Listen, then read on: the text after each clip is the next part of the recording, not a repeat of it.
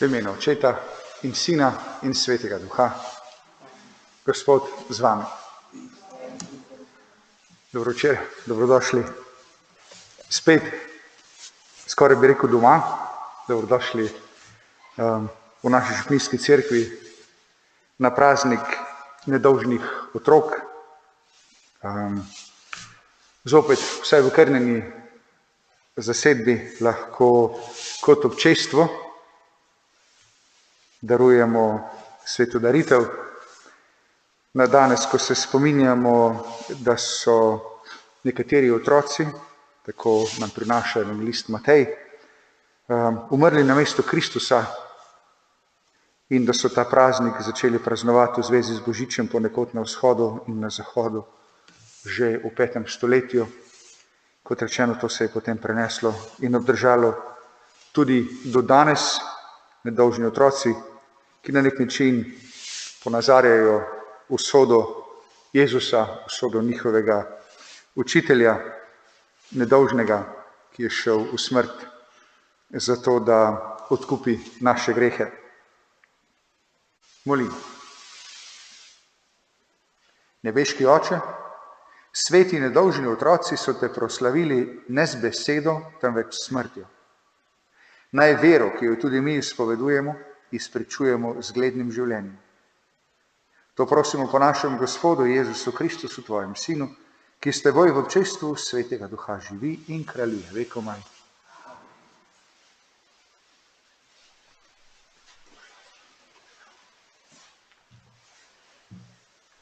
Berilo iz prvega pisma apostola Janeza. Preljubi. To je oznanilo, ki smo ga slišali od Jezusa Kristusa in ga vam oznanjamo. Bog je luč in nikakršne teme ni v njem. Če rečemo, da smo z njim združeni, pa hodimo v temi, se lažemo in ne ravnamo po resnici. Če pa hodimo v luči, kakor je v luči on sam, smo med seboj združeni in kri njegovega Sina Jezusa Kristusa nas očiščuje vsakega greha. Če rečemo, da nimamo greha, sami sebe varamo in v nas ni resnice. Če svoje grehe priznamo, je zvest in pravičen, da nam naše grehe odpusti in nas očisti vse krivičnosti. Če rečemo, da nismo grešili, ga postavljamo na laž in njegove besede ni v nas. Otroci moji, to vam pišem, da bi ne grešili. Če se pa kdo pregreši, imamo zagovornika pri Očetu, Jezusa Kristusa, pravičnega. On je sprava za naše grehe, pa ne samo za naše, temveč tudi za ves svet. To je Božja beseda. Naša duša je bila rešena, kakor ptica iz zanke. Naša duša je bila rešena, kakor ptica iz zanke. Ko bi ne bil Gospod z nami, ko so ljudje vstali zoper nas, tedaj bi nas žive požrli, ko se je vnela njih besnost proti nam. Naša duša je bila rešena, kakor ptica iz zanke. Tedaj bi nas preplavila voda, hudournik bi šel čez nas, tedaj bi šle čez nas vzburkane vode. Naša duša je bila rešena, kakor ptica iz zanke. Zanka se je pretrgala in mi smo bili osvobojeni.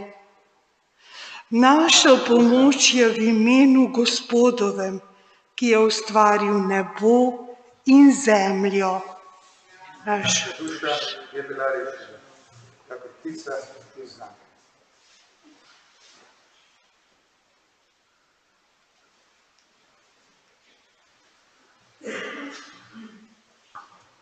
Aleluja, Tebe, Boga, hvalimo, Tebe, Gospoda, poveličujemo, Tebe hvalim učencev, sijajna vojska, aleluja. Gospod z vami. Iz svetega evangelija po Mateju.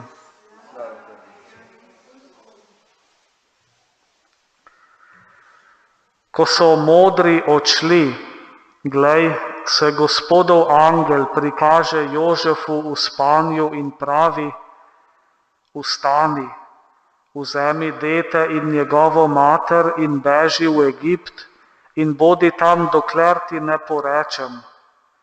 Herod bo namreč dete iskal, da bi ga pogubil. Vstal je, vzel dete in njegovo mater še ponoči in se umaknil v Egipt. In bil je tam do Herodove smrti, da se je izpolnilo, kar je bil povedal Gospod po preroku, ki pravi: Iz Egipta sem poklical svojega sina.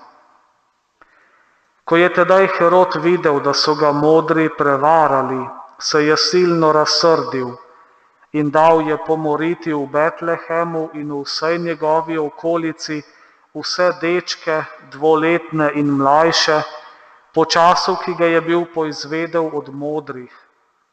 Takrat se je izpolnilo, kar je bilo povedano po preroku Jeremiju, ki pravi: Glas se je slišal v rami, jok in velik krik, Rahela je jokala po svojih otrocih in se ni hotela utolažiti, ker jih ni več. Kristusov evangelij. Hvala tebi.